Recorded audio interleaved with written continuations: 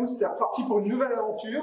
Alors là, on n'est pas au bord de l'eau en train de pêcher, on n'est pas à la maison aussi pour essayer de montrer des leurres, les techniques. On est à la Fédération de pêche du 16, donc de la Charente, où, en fin de compte, on voit beaucoup de choses sur Internet. On se fait attaquer aussi de toutes parts avec les animalistes. C'est vraiment, en ce moment, le mouvement, en gros, et beaucoup de débats sur Internet. Et je pense qu'il était vachement important d'apporter une réponse aussi par rapport à la Fédé, que vous ayez votre mot à dire et qu'on puisse échanger par rapport à ça. Là, je suis avec Valentin. Valentin, merci déjà de nous accueillir. Merci de nous donner la parole et puis de mettre en avant un peu les actions de la fédération, de nous laisser la possibilité de mettre en avant tout ce qu'on fait. Bon, c'est avec plaisir.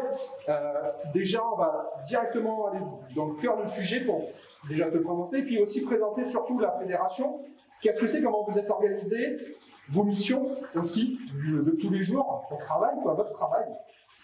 Alors, comme présenté, moi, je suis directeur de la fédération depuis 2017, pêcheur depuis tout petit, un peu multitechnique, multi-espèces, donc beaucoup de pêche des carnassiers, mais j'ai commencé par la pêche de la carpe et puis évidemment aussi la truite. Voilà, pour poser le personnage, voilà. Et après, pour présenter un peu la manière dont sont organisées les fédérations, il faut comprendre que nous sommes une association, loi 1901, et de fait, on a un conseil d'administration, environ 15 personnes, hein, c'est un peu ça la moyenne des conseils d'administration dans les fédérations, composé d'un bureau avec un président, un trésorier, un secrétaire, et puis un trésorier adjoint, secrétaire adjoint, vice-président. Comme une association normale, on va dire. Exactement, exactement. À la différence on a également une équipe de 8 salariés et du coup l'idée c'est que le conseil d'administration aidé par le directeur va établir un programme d'action, établir les orientations pour la pêche dans son département et l'idée c'est que l'équipe de 8 salariés met en musique ce programme d'action. D'accord. Donc en termes d'action, c'est après nous ce qui va nous toucher pêcheurs, vraiment. Est-ce que tu as des exemples pour aussi donner une idée du mouvement que la Fédé du 16 a pu aussi programmer moi, traditionnellement, par exemple, pour ceux qui le suivent, j'étais à la base en Charente, mais j'ai aussi migré à un moment donné dans le territoire de Belfort, dans le 90. Donc indirectement, on compare aussi, on compare les filets, tout ça. Bon, peu importe, et on voit les actions, on voit comment ça se passe. Moi, dans le territoire, par exemple, c'était très porté de carpe. C'est un pays assez porté de carpe en tout ça. Et quand je suis revenu en Charente, j'ai vraiment vu aussi un développement de la pêche et une ouverture aussi d'esprit. Puis moi, pêcheur sportif, j'ai tout de suite adhéré. C'est pour ça que je prends ma carte toujours dans cette. Je t'en remercie. Alors, il faut voir que les deux missions principales d'une fédération, elles sont cadrées par la loi, elles sont inscrites dans ses statuts. C'est le développement de la pêche amateur de loisirs, voilà, évidemment, tout ce que ça comporte. Et la deuxième partie, ça va être la protection des milieux aquatiques et la surveillance du domaine piscicole. Et du coup, nos actions vont s'orienter sur ces deux axes-là. Et puis, voilà, en fonction des orientations du conseil d'administration, on va des fois mettre plus l'accent sur une partie, sur un volet que sur l'autre. Mais effectivement, l'idée, quand on veut développer la pêche, c'est de ne pas mettre tous ses œufs dans le même panier et d'essayer de développer ce qui va concerner la pêche au cou, mais aussi développer des parcours carpes, des parcours spécifiques carnassiers, etc., etc.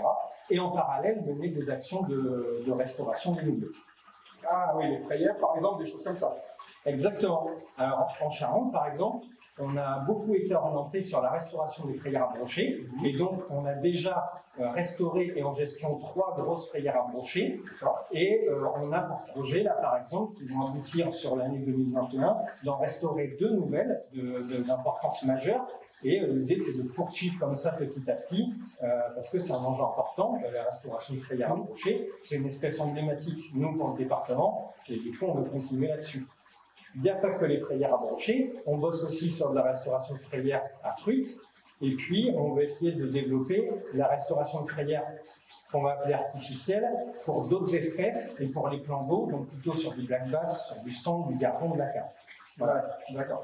Comme on a pu le voir dans pas mal de vidéos que je fais, c'est vrai que le département 16, honnêtement, c'est quand même assez riche. Aujourd'hui, on est capable de pêcher de la truite. On a quand même une des meilleures rivières à truite de France qu'il faut protéger, vraiment protéger. C'est vrai que, enfin, moi, c'est du côté amour de cette rivière. Mais on peut pêcher de basse, on a des pêches de brochet à faire, de sang avec des lacs. On a quand même aussi une variété de milieux qui nous permet aussi de pêcher toutes les espèces de façon vraiment intéressante, grâce aux actions des FIDE, des APPMA et tout ça. Alors c'est vrai qu'on est quand même en l'heure, le français. Je saute un peu du coq à l'âne, mais en fait aujourd'hui le droit de pêche c'est une carte de pêche. Alors, on paye une carte de pêche pour pouvoir pêcher. C'est vrai qu'avec l'année 2020 qu'on vient de passer avec le Covid et tout ça, je pense qu'il est important qu'on parle aussi de la notion de carte de pêche, où on a beaucoup de gens sur les réseaux sociaux, alors ils disent tout et rien à la fois sur les réseaux sociaux, mais ça se dit quand même de rembourser la carte pour cette année, faire un prix réduit, faire une promotion sur une année de carte de pêche. Bon, on va pas sortir le côté polémique. Moi, je dirais qu'on parle de la carte et de l'utilité de la carte de pêche aujourd'hui. Alors, comme tu l'as dit, on a un territoire en Charente qui est hyper diversifié, et du coup, on peut pêcher plein d'espèces au fur et à mesure de l'avancée de la saison de pêche. Et du coup, l'idée, c'est que nous, en tant que gestionnaires et pour développer le loisir pêche, on va orienter des actions qui vont être ciblées pour la création de parcours carnassiers, de parcours truites, mais on va également essayer de valoriser les territoires, de développer des aménagements, des aires de pêche sécurisées, qu'on peut appeler des pontons aussi, des rampes de mise à l'eau, on en a fait beaucoup cette année, des panneaux d'information, parce que quand on est sur un parcours de brassation, l'idée c'est aussi d'avoir des renseignements sur les espèces qu'on va trouver, les techniques de pêche autorisées, etc. On éduque les gamins. Là, vous avez l'exemple parfait, 1700 gamins touchés sur l'année 2019, à peu près un peu moins en 2020 à cause de la crise sanitaire, mais voilà, c'est à peu près la moyenne des gamins qu'on touche chaque année, avec l'éducation au milieu aquatique, etc. Et puis après, tous les empoisonnements qu'on va mettre en place sur les parcours spécifiques qu'on a créés. Et tout ça, évidemment, c'est des investissements qu'il faut financer. Donc nous, notre boulot, c'est aussi d'aller chercher les financeurs, la région qui nous finance, la Fédération nationale, l'Agence de l'eau pour ce qui est la protection des milieux aquatiques. Et évidemment, la base de ce financement-là, c'est la carte de pêche. Donc évidemment, quand on prend sa carte de pêche, on a une cotisation qui revient à son APPMA local, et on a une cotisation qui va à sa fédération départementale, puis après les autres cotisations à la FNPF, etc., etc. Mais voilà, il y a une grosse partie des cotisations des pêcheurs que nous, on va réinvestir pour développer la pêche sur le territoire. Donc il faut continuer vraiment. Moi, je pense à... Moi, j'ai pas eu du tout cet esprit-là de dire vraiment... Je vais boycotter la pêche. Enfin, vous êtes pour rien, le Covid, tout le monde l'a eu, tout le monde l'a subi. Oui. Et à un moment donné, il faut qu'on continue à avancer. Et si on veut continuer à pêcher et vraiment à continuer tout ce qui est l'aménagement des rivières, et puis tous ces parcours qui fleurissent de plus en plus. Il y a 10 ans, les parcours nautiques, par exemple, ça n'existait pas, quasiment pas, très très peu. Oui. Aujourd'hui, on voit dans le territoire, ça commence à fleurir de plus en plus, et on voit que ça porte ses fruits. On parlait très bien de la rivière à truite, ça en est un exemple typique. Et là, en fait, on a quand même des milieux, il y a de plus en plus de poissons, et ça, c'est vraiment intéressant. Et là où je reviens, un autre sujet aussi qui aujourd'hui continue à faire un peu polémique sur Internet, c'est l'arrivée des animalistes. Alors, pas l'arrivée en fait, parce qu'ils sont là depuis quelques années, mais on voit que ça se rapproche là. Il s'est passé un événement à Paris, on voit Grenoble, on voit Bordeaux, ça se rapproche de plus en plus de nous. Et on a une multitude de réactions sur Internet aussi, plus ou moins bien, chacun en fait son avis. Mais en fin de compte, le fond du problème, c'est que le pêcheur, il a peur. Je pense que le pêcheur, il a peur de voir sa pratique attaquée, et vraiment la possibilité que demain, ça s'arrête. Et ça, c'est ma question aussi prioritaire par rapport à la Fédé. Vous, comment vous vous positionnez par rapport à ça? Parce qu'on vous attaque aussi. Nous, on nous attaque, mais on vous attaque aussi. Et quel message vous avez à faire passer aux pêcheurs? Alors, cette peur, elle est tout à fait légitime, puisqu'il ne faut pas se leurrer. Là, pour l'instant, c'est la pêche au vif qui a été attaquée frontalement, et puis les arbouillons. Mais il ne faut pas se leurrer. Derrière tout ça, l'idéologie, et ce qui est clairement inscrit sur leur site internet, c'est l'interdiction plus récente de la pêche. Il ne faut pas se leurrer. Donc, en tant que pêcheur, on a envie de crier sa haine, de réagir. Vraiment, le conseil qu'on peut donner, justement, c'est surtout de ne pas aller réagir et de ne pas partager leurs publications. Pourquoi? Parce qu'en faisant ça, on donne du crédit et de la visibilité à leur message. C'est tout ce qu'on veut éviter. En réalité, c'est le réseau pêche, quasiment, qui diffuse le plus leur message. Il faut stopper ça.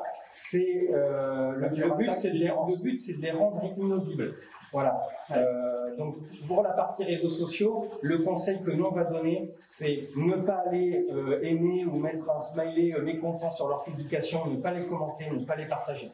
Surtout, c'est très important. Après, il y a une deuxième question, c'est qu'est-ce qu'on fait? Qu'est-ce qu'on peut faire? Eh bien, qu'est-ce qu'on peut faire?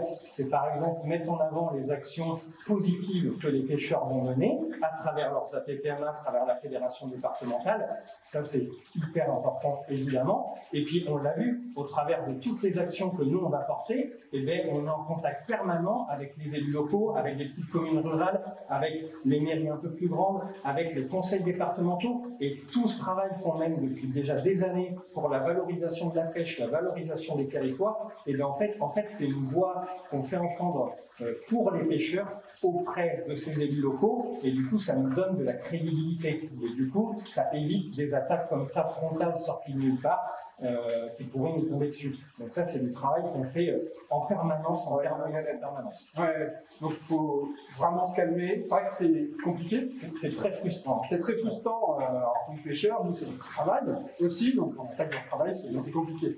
Et c'est vrai que plutôt que d'aller critiquer, d'aller commenter, moi je voudrais m'investir aussi. Je voudrais, parce que on est français, on est râleur, certes, mais à un moment donné, moi aussi, je voudrais bien mettre ma petite pierre à l'édifice. Alors, chacun à son simple niveau, mais je pense que c'est intéressant de savoir aussi comment je pourrais faire pour m'investir, où est-ce que je pourrais aller,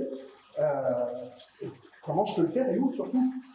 Alors, le premier réflexe, évidemment, c'est de se tourner vers son APPMA. Pourquoi? Parce que l'APPMA, elle a plein de possibilités d'action. Tout ce qu'on a parlé, tout ce qu'on a évoqué sur les actions que nous, on met en œuvre, on le fait systématiquement en partenariat avec l'APPMA locale. On n'est pas un parcours de graciation sans avoir consulté l'APPMA locale. C'est même souvent une sollicitation de l'APPMA et donc des pêcheurs locaux qui nous sollicitent, qui demandent une expertise technique et puis qui demandent un accompagnement pour faire aboutir le projet. Idem pour les projets de rente de mise à l'eau, etc., etc.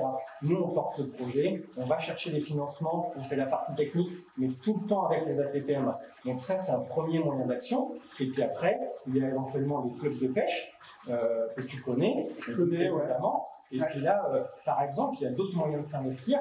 Par exemple, l'organisation de manifestations, de concours, où là, on bosse des fois ensemble avec la fédération. C'est un très bon moyen d'essayer d'attirer des jeunes à la pêche, de communiquer sa passion, de mettre en avant certains sites de pêche, des lacs, des portions de rivières avec des montils, etc.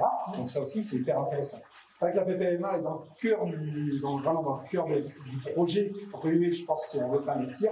Mais pas que, tu parlais de club, moi je suis parti d'un club du PC16, c'est un club de pêche du coin. Et c'est vrai qu'on n'a pas l'impression de travailler, mais juste de donner un coup de main pour aider à une manifestation, on fait un concours de tube. Là, il y a des battles aussi qui se font, c'est des petites joutes entre pêcheurs. Mais mine de rien, si chacun donnait un minimum de temps, et ben, en fin de compte, on arriverait à faire des choses extraordinaires et surtout, dans la promotion de la pêche, faire venir le plus de gens possible et c'est là où on sera le plus fort. Et plus on sera nombreux, je pense, plus on aura du poids et plus notre message aussi se fera entendre, mais avec des règles et ne pas faire n'importe quoi, bien sûr. Je te remercie. Je te remercie vraiment pour ce petit moment. J'espère que ça vous a plu. Un petit moment passé avec Valentin de la Fédération. Nous, on se retrouve pour d'autres vidéos. Alors là, pas de la Fédé, on va te laisser tranquille, on va te laisser travailler et continuer à promouvoir et à faire notre travail, ce que vous faites bien. Et nous, on se revoit bientôt pour une autre vidéo. Si vous aimez un petit pouce, n'hésitez pas à vous abonner. Il y aura plein d'autres vidéos. Il y a l'ouverture de la Twitch qui va arriver, donc on va pouvoir retourner au bord de l'eau. Et puis sur ce, je te dis merci beaucoup et puis à bientôt. Ciao. Merci à tous.